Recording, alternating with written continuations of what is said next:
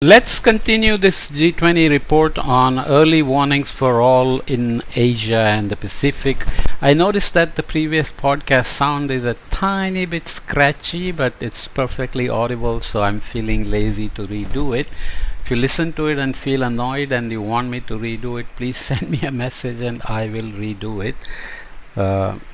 Okay, so let's continue here with Asia Pacific being the world's most disaster impacted region. We already mentioned mortalities and said Asia Pacific is one of the worst. Asia and the Pacific is the most disaster impacted region in the world since 1970. Disasters in Asia and the Pacific have killed over 2 million people, 60% of the global death toll. That is 105 lives every day, or 1 life every 13 minutes, as we said in the executive summary. In the rest of the world, the average number of fatalities per disaster was 189, but in Asia and the Pacific it was much higher at 338.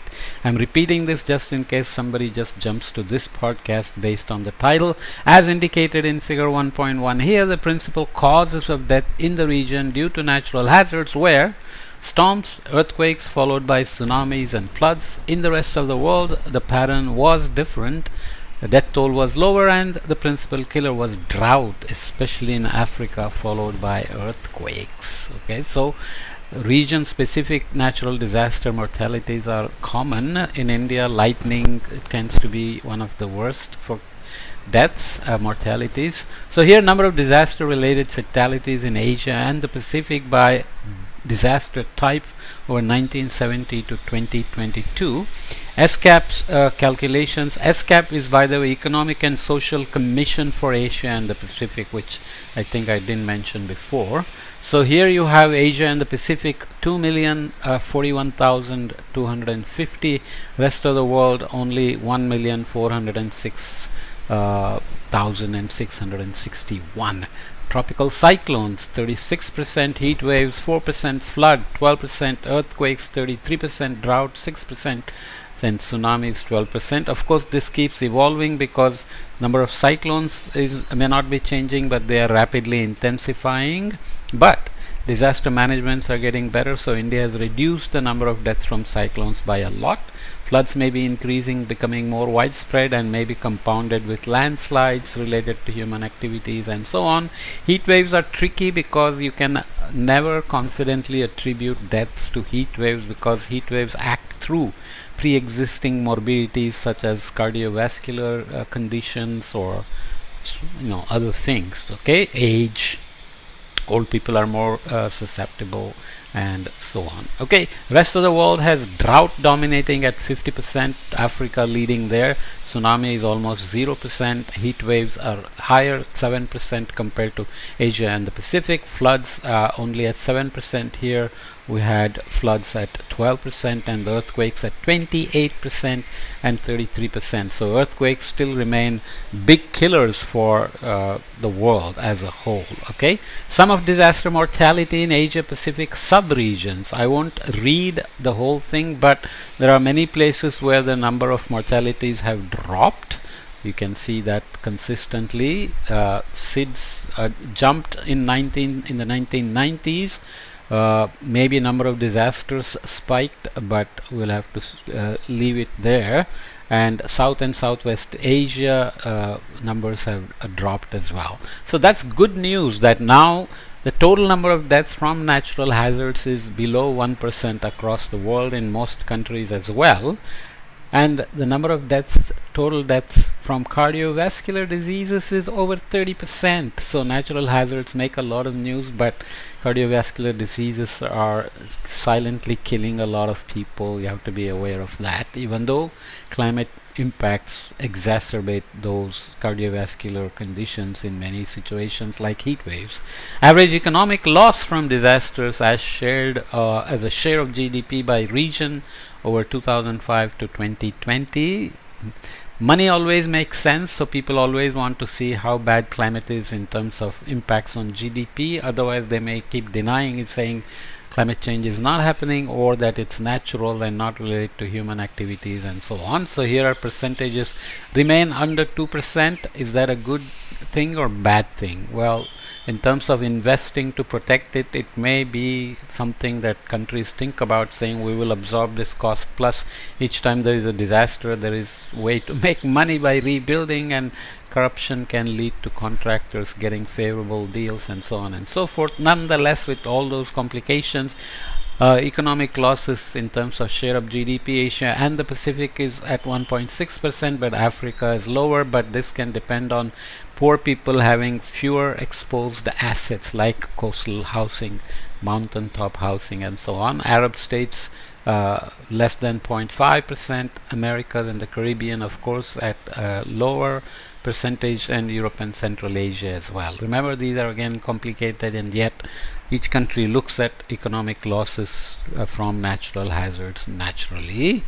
Drought risks. So we are looking here at scenarios, 1.5 degree warming and 2 degree warming scenarios compared to the baseline of 1995 to 2014. In other words, how has risk changed, drought risk changed compared to 1995 to 2014 average for each region. And you can see that these are averages over large regions, including some small island developing states.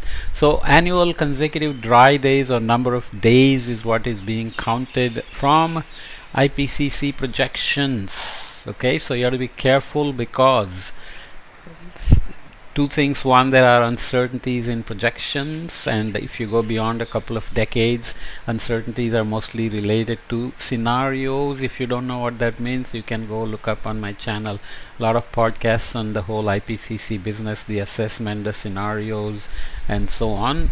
But here we are not worrying about scenarios. We are just saying if we crossed 1.5 degrees C warming as a whole, or 2 degrees C warming as a whole, what will be the regional impact. Makes it complicated to say what will be the local impact in your backyard. In fact, it's almost impossible, and yet risks have to be managed at that level. So keep that in mind.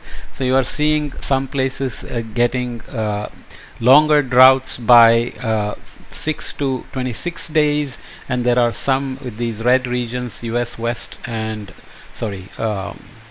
Western Asia and western part of India are obviously hotspots for these according to projections, but this is not exactly correct according to what's happening now, because there are changing winds and ocean temperatures which are actually producing more rain, but more heavy rain in some parts of Pakistan and northwest India. So keep those things in mind. Australia here, and this is for 1.5 degrees C warming. This is baseline annual consecutive dry days. Sorry about that. This is what happened, and this is what will happen with 1.5 degrees C warming for a scenario called SSP3, Shared Socioeconomic Pathway 3, which depends on what choices are made on mitigation and adaptation and sustainability and fossil fueled economic development and so on. So you can see that some regions change. Can you even see the differences here? Not really. So that tells you what we are dealing with, that they look actually almost the same here. I hope this is baseline and this is the consecutive days. So there you go. You go and figure it out by looking at the report, but unfortunately I think they are exactly the same plot. No, they're not, because there are slight differences, almost unnoticeable. See, you can see the extension here that is different from here, and the changes here as well. Okay, so 1.5 degrees centigrade warming doesn't seem to do much difference in drought risk for this Asia and the Pacific region compared to 1995 to 2014. So if I want to walk back my carelessness here a little bit, this means that everything that's supposed to happen at 1.5 degrees C is already happening. So our early warnings have to focus on what's happening right now and not necessarily worry about what will happen in the future. But if you look at 2 degrees C warming, then the map changes a bit more significantly, much more extension here and so on, but the scales remain the same.